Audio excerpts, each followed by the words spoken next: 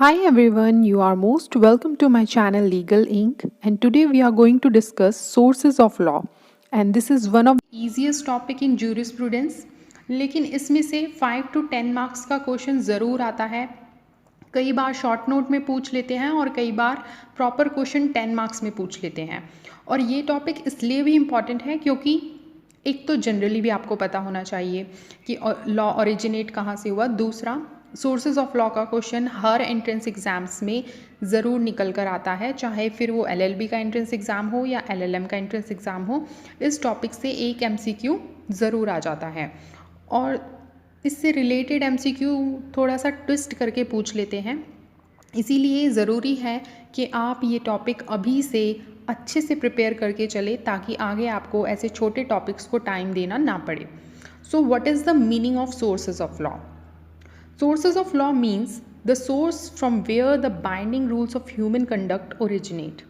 That means law किन किन sources से originate होते हैं, वो कौन कौन से sources हैं जिनसे laws या rules बनते हैं या बनाए जाते हैं. जैसे कि कस्टम के थ्रू लॉ बनते हैं, स्टेट या सॉवरेन के थ्रू लॉज ओरिजिनेट होते हैं. तो कुछ थियोरिस्ट मानते हैं, जैसे कि ऑस्टिन मानते हैं कि सॉवरेन की विल सोर्स ऑफ लॉ है. और कुछ थियोरिस्ट जैसे हेनरी मेन मानते हैं कि custom are the main sources of law. और नेचुरल लॉ के थियोरिस्ट मानते हैं कि नेचर और ह्यूमन रीजन से लॉ बनते हैं. So sources of law are basically of two types. The first is formal sources of law and second is material sources of law. So formal sources of law are those sources from which the law derive its validity. जैसे कोई भी law जो state या government ने बनाया हो वो एक फॉर्मल सोर्स ऑफ लॉ है. The second is material sources of law from which the law drives the matter which it is composed and not the validity. तो मटेरियल सोर्सेज फर्दर डिवाइडेड है legal sources of law में और historical sources of law में. So legal sources are authoritative in nature, जैसे acts of legislation, custom, precedents are the examples of legal sources of law. Now what are the historical sources of law? Historical sources of law are unauthoritative sources of law. इनकी कोई legal recognition नहीं होती. For example historical documents, commentaries, rules of foreign law या rules of foreign decisions.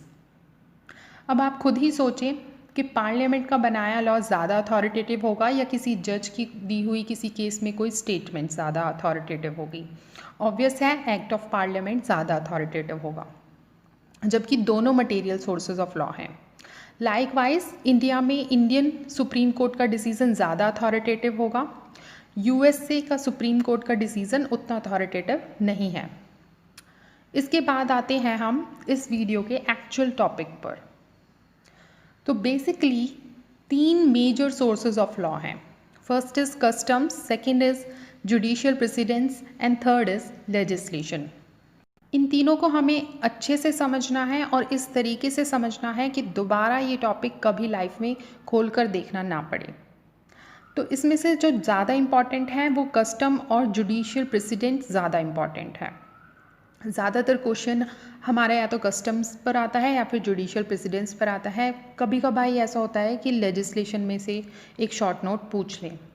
So let's start it. The first source of law is customs. तो custom क्या है?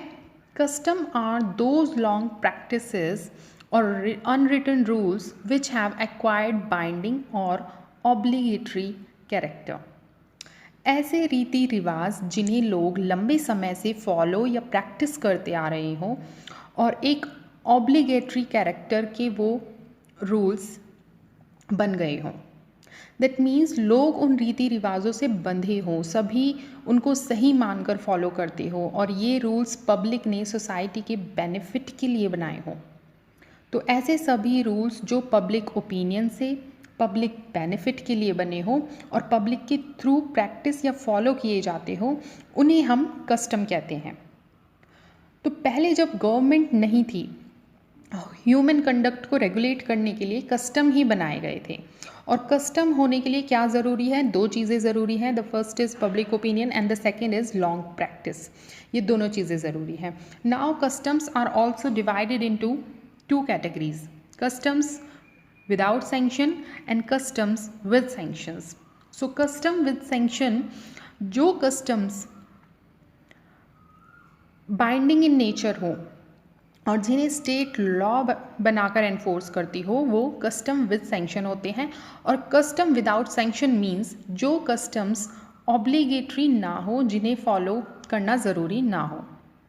इसके बाद कस्टम विद सैंक्शन भी दो तरह के हैं।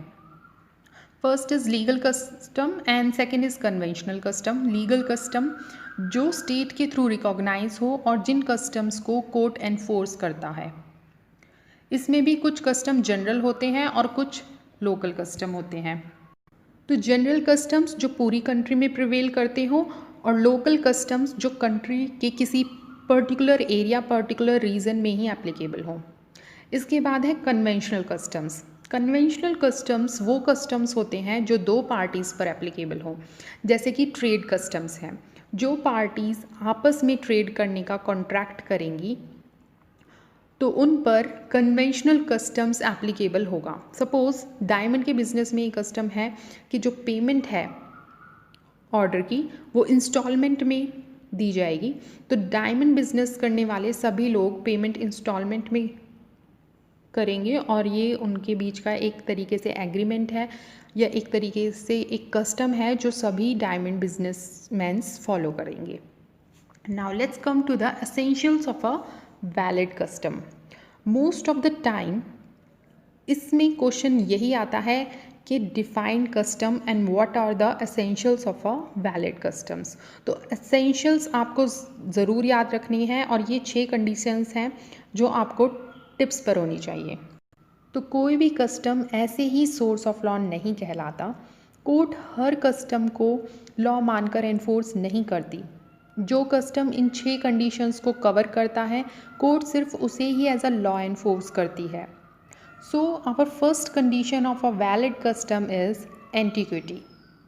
तो सबसे पहली बात तो ये है कि कस्टम एंशियंट होना चाहिए, लोग उसे काफ़ी दिनों से, काफ़ी लंबे समय से फॉलो कर रहे हों, तो ही वो प्रैक्टिस कस्टम कहलाएगी। Now the second condition is continuity. तो कस्टम लंबे समय से फॉलो किया गया हो प्लस उसमें कंटिन्यूटी भी हो। That means custom continuous practice रहा हो, ऐसा ना हो कि लोग जब चाहे उसे फॉलो करते हों और जब चाहे फॉलो ना करते हों। तो custom without any kind of interruption follow होना चाहिए। The third condition is exercised as a matter of right. तो custom as a matter of right use किया गया हो। मैटर ऑफ राइट का मतलब है कि जो प्रैक्टिस फॉलो की जा रही है वो एक लीगल रिलेशन भी क्रिएट करती हो, तभी वो कस्टम कहलाएगी। और कस्टम ओपनली फॉलो किया जाना चाहिए। It should not be practised secretly. तो एक वैलिड कस्टम में किसी का राइट जनरेट होता है और किसी दूसरे पर्सन की ड्यूटी अराइज होती है। Now the fourth point is reasonableness and certainty. तो कस्टम उचित होना चाहिए, कस्टम अनएम्बिगुअस और क्लियर होना चाहिए। ऐसा ना हो कि हर एक पर्सन के अकॉर्डिंग अलग अलग रीति रिवाज हैं। फॉर एग्ज़ाम्पल, जैसे किसी कम्युनिटी में मैरिज सोलेमनाइजेशन की जो सेरेमनी है वो सभी लोग एक तरीके से ही परफॉर्म करते होंगे, मैरिज एक तरीके से ही परफॉर्म की जाती होंगी उस कम्युनिटी में, तभी तो वो कस्टम वैलिड होगा, अदरवाइज़ वैलिड नहीं होगा। और कस्टम रीज़नेबल भी होना चाहिए, पब्लिक बेनिफिट के लिए होना चाहिए, अनरीजनेबल कस्टम नहीं होना चाहिए। The fifth point is morality. Custom should not be oppose to public policy. जो कस्टम इमोरल होगा, पब्लिक पॉलिसी के अगेंस्ट होगा, कोर्ट उसे इनवैलिड डिक्लेयर कर देगा। जैसे आज के टाइम में बाइगेमी इन हिंदूज़ या सती प्रथा जो है वो इमोरल है। The sixth is status with regard to statutory law.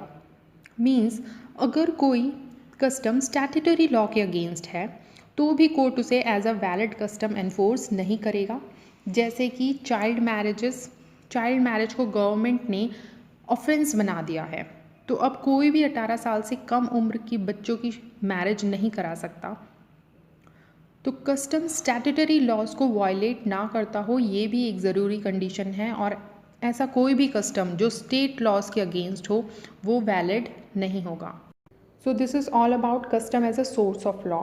तो इस वीडियो में हमने कस्टम की काइंड्स डिस्कस किए, प्लस इसकी 6 एसेंशियल कंडीशंस डिस्कस की, और बाकी के 2 पॉइंट्स हम नेक्स्ट वीडियो में डिस्कस करेंगे, which are judicial precedence and legislation as a source of. तो ज्यूरिस्प्रूडेंस की और ऐसी वीडियोस देखने के लिए चैनल को सब्सक्राइब करें। अगर आपको वीडियो हेल्पफुल लगी हो तो प्लीज़ वीडियो को लाइक करें। See you in the next video. Till then study hard, take care, bye bye.